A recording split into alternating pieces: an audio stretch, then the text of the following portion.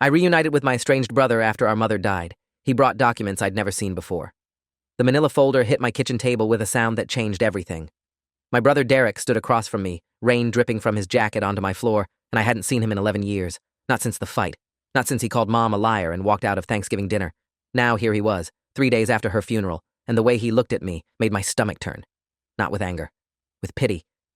"You need to see these before you sign anything with the estate lawyer," he said. Inside that folder were hospital records, birth certificates, and a police report from 1987. My name was on some of them, but not the name I'd been using my entire life. I should back up. My name is Izao Daniel Whitmore. 34 years old, systems analyst for a telecommunications company in Portland, Oregon. Divorced 2 years ago. No kids, decent credit score, normal life. Mom died of a stroke on a Monday morning while watering her garden. The funeral was small. I hadn't expected Derek to show up at all, let alone come to my apartment afterward with a folder that made me question whether Daniel Whitmore even existed. See, Mom and Derek had this blow-up over her refusing to discuss our father. Derek wanted medical history for his kids. Mom shut down completely. He pushed. She told him to leave. He did. For 11 years. The first document I pulled out was a birth certificate. My birth certificate, apparently. Except the name read Christopher James Brennan. Born April 3rd, 1989, in Eugene, Oregon. Same birthday as mine. Same year. But I'd never heard that name before in my life. I looked up at Derek. He was watching me with this careful expression, like I was made of glass. "Keep reading," he said. The next page was a hospital record from Sacred Heart Medical Center, dated April 7th, 1989. A 4-day-old infant admitted for failure to thrive. Parents listed, Robert and Diane Brennan. Discharged to, pending. I felt my hands start to shake. What the hell is this? Derek sat down across from me. I hired a genealogist last year. For the kids, family tree project. When I sent in my DNA, I got a match for a first cousin I'd never heard of. He pulled out another document as a message thread printed from one of those ancestry websites. The cousin's name was Jennifer Brennan Foster. She'd been searching for her missing uncle's son for 15 years. Her uncle Robert and his wife Diane had a baby boy in 1989. 4 days after birth, the baby developed jaundice and was hospitalized. When Robert went to pick up his son on April 10th, the hospital told him the baby had been discharged 3 days earlier, to his wife, except Diane Brennan was dead. Car accident on April 8th. Robert Brennan spent the next 2 years fighting the hospital, the police, everyone. No one could explain how a deceased woman had signed discharge papers, how a dead woman had walked out with a baby.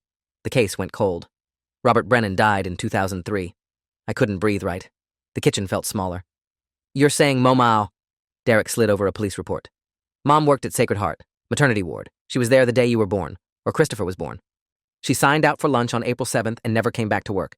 They fired her a week later." I read the report. It confirmed what Derek said. Also confirmed that Elizabeth Whitmore, my mother, had been questioned once in connection with the missing Brennan baby. She had an alibi-oed lunch with a friend, shopping receipt timestamps, and nothing else connected her. The detective's note said, "Subject cooperative but nervous. No evidence of infant at residence. Case remains open." My entire body felt like it was vibrating. "This is insane. I have a birth certificate. I have a birth certificate issued 6 months after you were born," Derek interrupted. "Amended certificate. Look at the filing date." He was right. Issued September 1989. Daniel Whitmore. Mother, Elizabeth Whitmore. Father, unknown. Normal for a single mom. Except for the part where I apparently wasn't born Daniel Whitmore at all. I grabbed my wallet, pulled out my driver's license. Daniel Whitmore. Social security card. Daniel Whitmore. Everything in my life said Daniel Whitmore. How is this even possible? Derek's jaw was tight. "I don't know. That's why I'm here. The estate lawyer wants you to sign papers next week. If you're not legally Mom's son or..." The implications crashed over me. The house, Mom's life insurance, her retirement accounts. Everything was left to me. Derek had reconciled enough to come to the funeral, but made it clear years ago he didn't want her money. He had his own life, his own family, his own demons about how she'd raised us. But if I wasn't her son, if I was Christopher Brennan... "We need to call the police," I said. Derek shook his head. "I already did. Talked to a Detective William Reynolds with Portland PD. He pulled the original case file. It's still open. Cold case, but open. He wants to meet with you. Tomorrow morning, if you're willing." I looked at the documents spread across my table. Birth certificates, hospital records, a missing person report from 1989, and photos. Derek had printed photos from Jennifer Brennan Foster's messages, a young couple holding a newborn at the hospital. Robert Brennan had dark hair and a wide smile. Diane Brennan looked exhausted but happy. The baby was wrapped in a blue blanket. Standard hospital photo. Except when I looked at baby pictures of myself, of Daniel Whitmore. We were wearing the same blanket. Same hospital bracelet visible in one shot. I'd seen these photos my entire life. Mom kept them in an album. My baby boy, she'd written in her neat handwriting. My baby boy. But that baby might not have been hers at all. That baby might have been stolen, and I might be him. I spent that whole night unable to sleep. Every memory I had felt contaminated. Mom teaching me to ride a bike. Mom at my high school graduation. Mom crying at my wedding. Mom holding my hand when Ashley left me. Was any of it real? Did she love me or the idea of me? Was I her son or her crime? At 6:30 a.m., I called in sick to work. At 8 a.m., Derek picked me up. We drove to the Portland Police Bureau in silence. Detective Reynolds was maybe 50, with gray stubble and tired eyes. He'd been on the force for 26 years, worked cold cases for the last 8. He shook my hand and led us into a small interview room that smelled like burned coffee and old paperwork. Mr. Whitmore, he said, then paused. Or Brennan, hell of a situation. He opened his own folder. The original missing person case, baby photos, hospital records, and something Derek hadn't shown me yet, a DNA comparison. Your brother submitted his DNA through a genealogy service, Reynolds explained. That's what flagged the Brennan family connection. Jennifer Brennan Foster is Robert Brennan's niece. She matched your brother as a second cousin. Not first. That threw the algorithm off initially. But then we pulled Robert Brennan's profile from the missing child database. His DNA was on file from 2001. We ran it against your brother's. No match as uncle-nephew. Reynolds looked at me. But when we extrapolated what your DNA might show based on your brother's markers, accounting for your mother's contribution, Elizabeth Whitmore's DNA is on file from an unrelated traffic case in 1994F. The math says you're not Elizabeth Whitmore's biological son. You're consistent with being Robert Brennan's biological son. The room tilted. You're telling me, Al? I'm telling you there's enough evidence to justify a formal DNA test, if you're willing. I heard my own voice from very far away. What happens if it matches? Reynolds leaned back. Then we reopen an active kidnapping investigation. Statute of limitations doesn't apply to kidnapping of a minor. We'd be looking at criminal charges if your mother were alive. Since she's deceased, it becomes about establishing your legal identity and inheritance rights. The Brennan estate was never settled. Robert Brennan's will left everything to his son, Christopher. That's potentially a significant inheritance. Derek spoke up. How significant? Reynolds checked his notes. Robert Brennan owned a construction company. After his wife died, he sold it and put the money in a trust for his son. Instructions were clear. If Christopher was found before age 35, the money would be his. If not, it would go to Robert's siblings. That deadline is in 2 years. How much money? My voice cracked. $2.4 million, plus the property in Eugene. Another $500,000, probably. I couldn't process it. Couldn't process any of it. I need to think. Reynolds nodded. Understood. But Mr. Whitmore of Frau Daniela, I have to ask, did your mother ever say anything about this? Anything that seemed off about your birth story? I tried to remember. She said she had me young, 23. Said my father was a guy who didn't want to be involved. She worked a lot. We moved around some when I was little. She didn't like talking about the past. Where did you live? Before Portland? Eugene until I was about 2, then Salem, then Portland when I was 5. She got a job at a different hospital, nursing administration. Reynolds wrote this down. Did she have friends from Eugene? People who knew her when you were born? Not really. She said she wanted a fresh start after my father left. It sounded weak, even as I said it. Reynolds heard it too. Mr. Whitmore, I've worked a lot of cold cases, a lot of missing children. And one thing I've learned is that people who steal babies usually do it because they're desperate. They want a child so badly they stop thinking straight. Your mother, Elizabeth Whitmore. She had a miscarriage in January 1989. Did you know that? I didn't. Derek's face told me he didn't either. Reynolds pulled out another document. Hospital records. She was 4 months pregnant. She lost the baby, went back to work 3 weeks later. Coworkers said she wasn't the same, said she seemed obsessed with the maternity ward. 2 months later, Christopher Brennan goes missing. The timeline made me sick. So what? She just DOI grabbed a baby? My baby? That baby? I think she saw an opportunity. Diane Brennan dies. Robert Brennan is destroyed. He's at the hospital constantly, but he's a mess. Your mother signs you out on forged paperwork, drives to Salem, files for an amended birth certificate claiming she gave birth at home with a midwife. No hospital records needed in Oregon if you're born outside a facility. By the time anyone questions it, she's got a legal identity for you. She's your mother on paper. Derek's voice was hard. And Robert Brennan spent 2 years trying to find his son.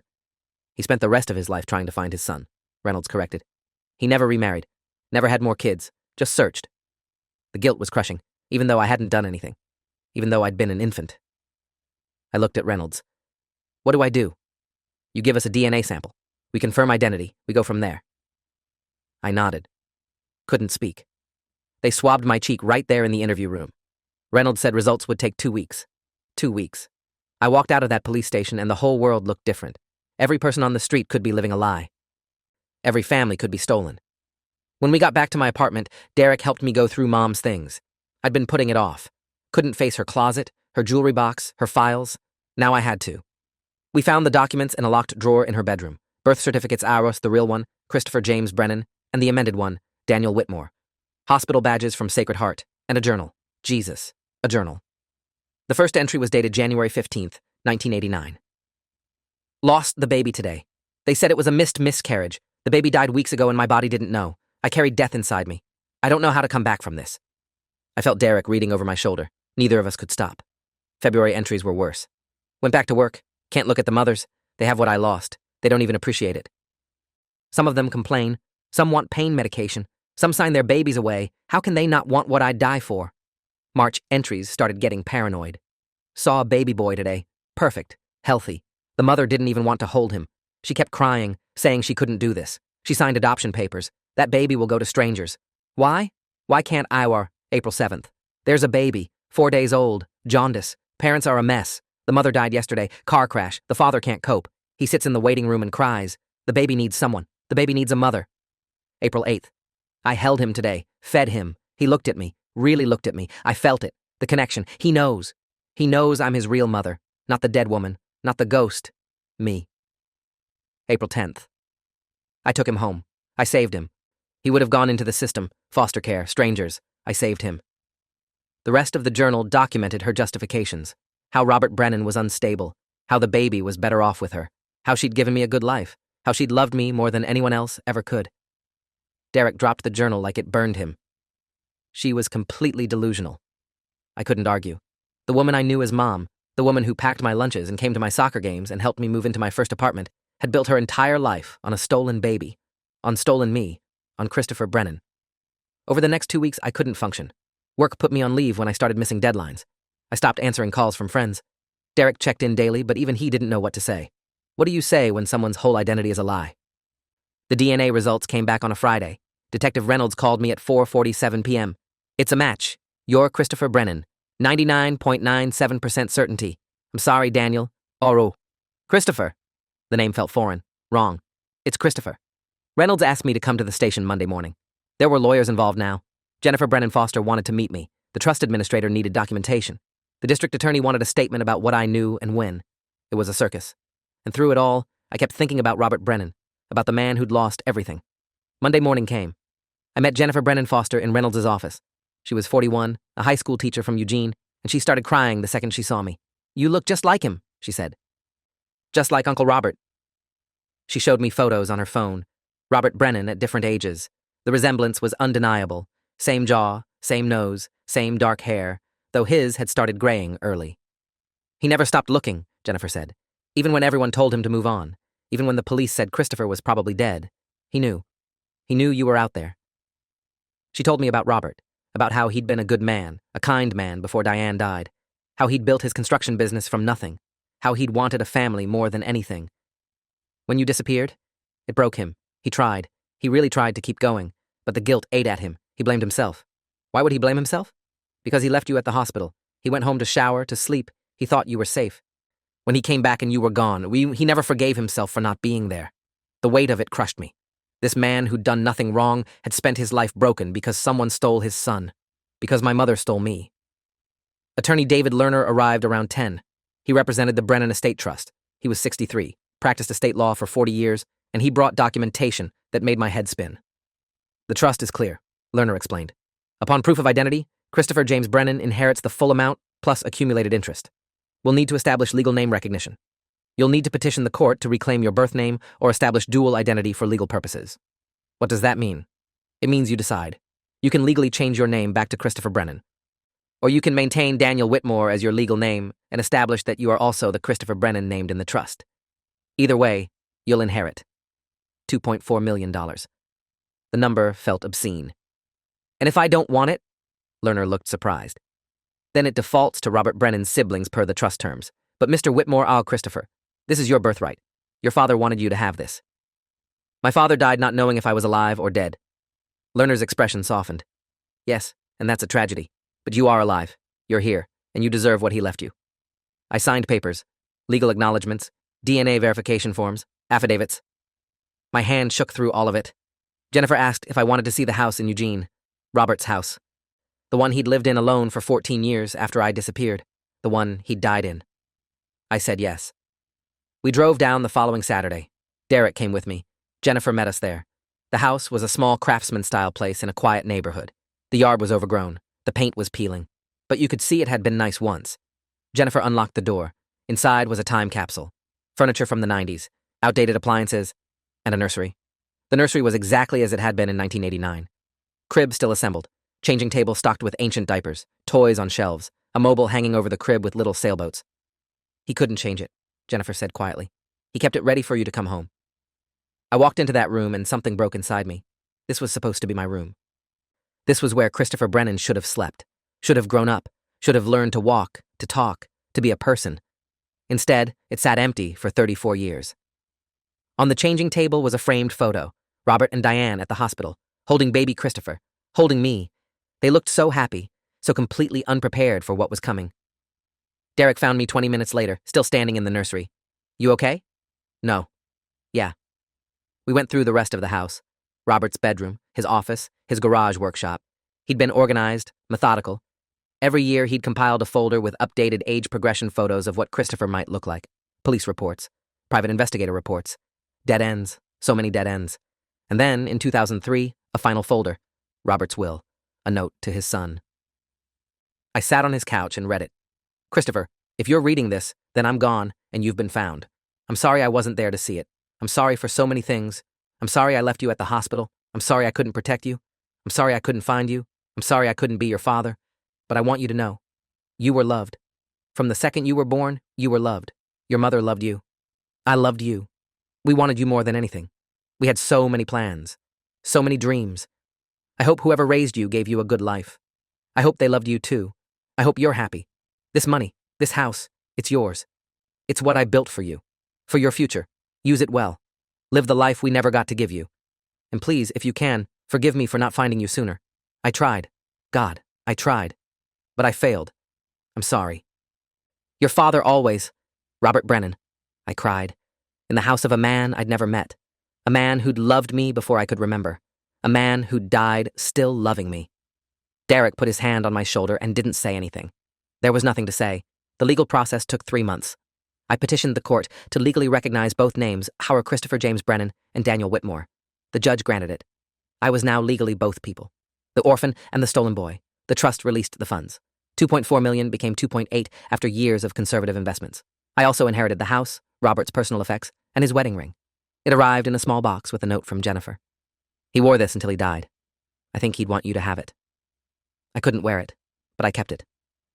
Started carrying it in my pocket like a talisman. Meanwhile, the media got wind of the story. Stolen baby found after 34 years. Mother's death reveals decades-old kidnapping. Cold case solved by DNA and genealogy. I stopped reading articles, stopped watching news segments. They made it sensational. They didn't understand. Detective Reynolds closed the case officially in August. Elizabeth Whitmore was listed as the perpetrator, deceased. No charges could be filed. No trial. No justice. Just documentation. I asked Reynolds if Robert's family knew. Jennifer told them. Robert's brother, Alan, he's still alive, lives in Seattle. He'd like to meet you, if you're willing. I met Alan Brennan in September at a coffee shop in Olympia. He was 71, retired contractor, looked exactly like an older version of Robert. He stood up when I walked in, and I watched his eyes fill with tears. My God, he said, you're the spitting image. We sat, talked. He told me about Robert, about growing up together, about Robert meeting Diane, about how excited they were to have a baby. Robert was supposed to be a father, Alan said. It was all he ever wanted. He would have been so good at it. And then, he couldn't finish. I'm sorry, I said. I'm sorry I didn't find you sooner. Alan shook his head. You were a baby. You didn't do anything wrong. That woman, He stopped himself, took a breath. Your mother, Elizabeth. I won't speak ill of her. You loved her. But what she did, it destroyed my brother. He was never the same. I know. Do you? Do you really know? Because Roberta, he tried dating again. Couldn't do it. Tried therapy. Didn't help. He sold his business because he couldn't focus. He drank too much. He pushed everyone away. And every April, every year on your birthday, he'd go to the hospital where you were born and just sit in the parking lot. For hours. Like maybe you'd come back. I felt sick. Alan reached across the table and gripped my hand. But you're here now. That's what matters. He never got to know you, but I can, if you'll let me. I nodded, couldn't speak. Alan became part of my life after that. We'd meet for coffee every few weeks. He told me stories about Robert, about my biological mother Diane, about the family I should have known. And slowly, piece by piece, I started to understand who Christopher Brennan should have been. But I was still Daniel Whitmore, too. I couldn't erase 34 years, couldn't pretend I hadn't loved Elizabeth, despite what she did. Couldn't pretend those memories weren't real. Derek struggled with it more than I did. She lied to us our entire lives, he said one night over beers. Everything was fake. Not everything, I argued. She loved us. That was real. Was it? How do you know? Maybe she was just trying to convince herself she wasn't a kidnapper. I didn't have an answer. Maybe he was right. Maybe her love was just elaborate self-deception. Or maybe people are complicated. Maybe she did a terrible thing and still managed to be a decent mother. By November, I'd settled most of the legal issues. The trust was fully transferred. The house in Eugene was being renovated. I couldn't bring myself to sell it, but I couldn't leave it as a shrine either. Jennifer helped me pack up Robert's things. We donated most of it, but I kept the photos. The notes, the folders of dead ends. I wanted to understand what he went through, what it cost him to keep looking. I found something else in his office, a videotape, VHS, dated 1995, labeled for Christopher. I had to buy a VCR off eBay to play it. When I finally watched it, I sat alone in my apartment and cried until I couldn't breathe. The video showed Robert in the nursery, talking to the camera, talking to me. Christopher, I don't know if you'll ever see this. I don't know if you're even alive, but I need to believe you are. I need to believe you're out there somewhere, and someday you'll come home. He talked for 30 minutes. About Diane, about how much they'd wanted me, about what they'd planned to teach me, about his hopes for my life. I hope whoever has you is taking care of you. I hope they're kind. I hope you're happy. And if you're not, or if something's wrong, I'm still looking.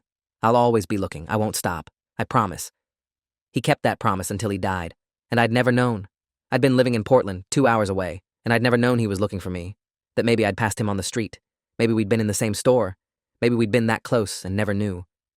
The guilt was unbearable. I called Alan, told him about the video.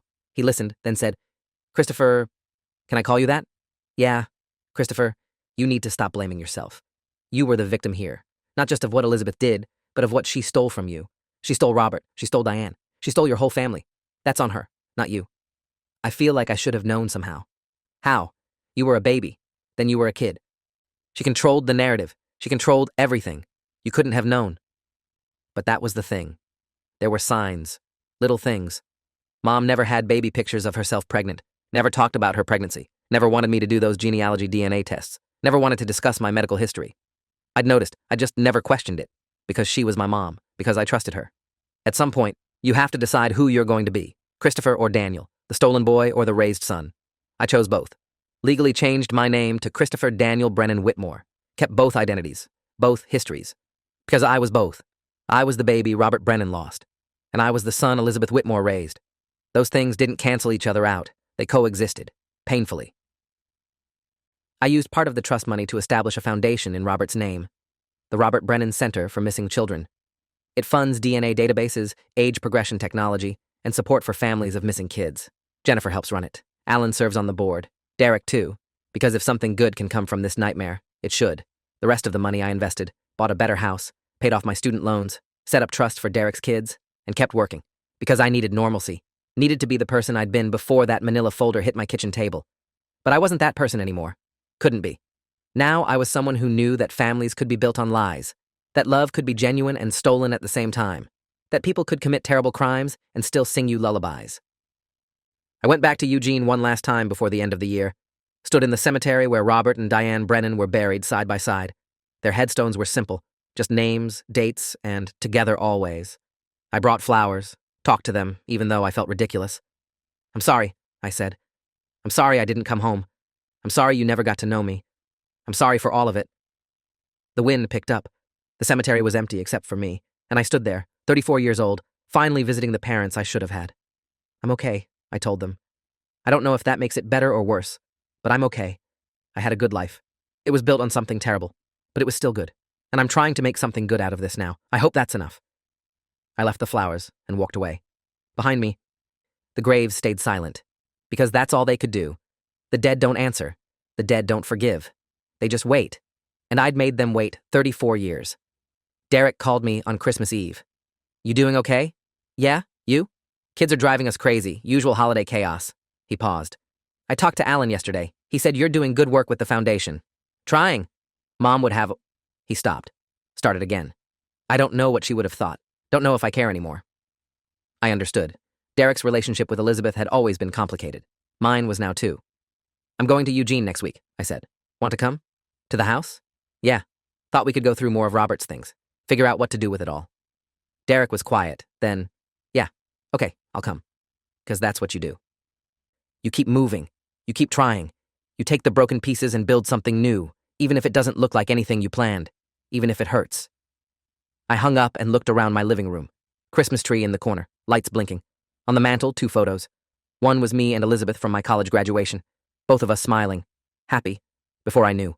The other was Robert and Diane at the hospital with baby Christopher, with me. Before everything fell apart. 2 families, 2 lives. One person trying to honor both. I still don't know if Elizabeth Whitmore loved me or loved the idea of me. Don't know if she felt guilty every day or if she convinced herself she'd done the right thing. Don't know if she ever thought about Robert Brennan crying in a hospital parking lot every April, but I know Robert loved me. Know it from the nursery that waited, from the video that promised, from the trust that provided. He loved me without ever knowing me. And that's the cruelest part.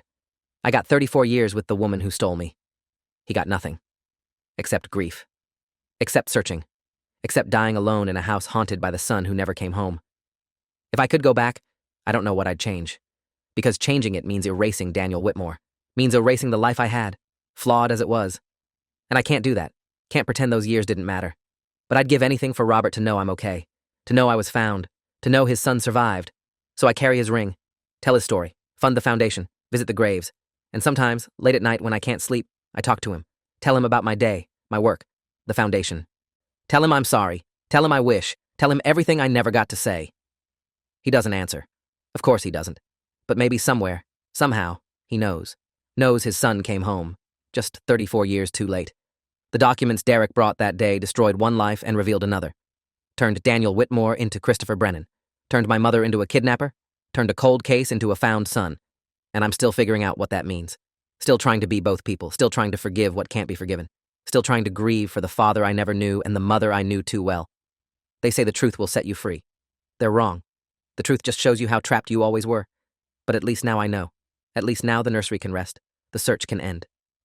And Robert Brennan's son can finally say, I'm here. I'm alive. And I'm sorry it took so long to come home. Thanks for watching till the end. Make sure to subscribe and like to not miss the next story.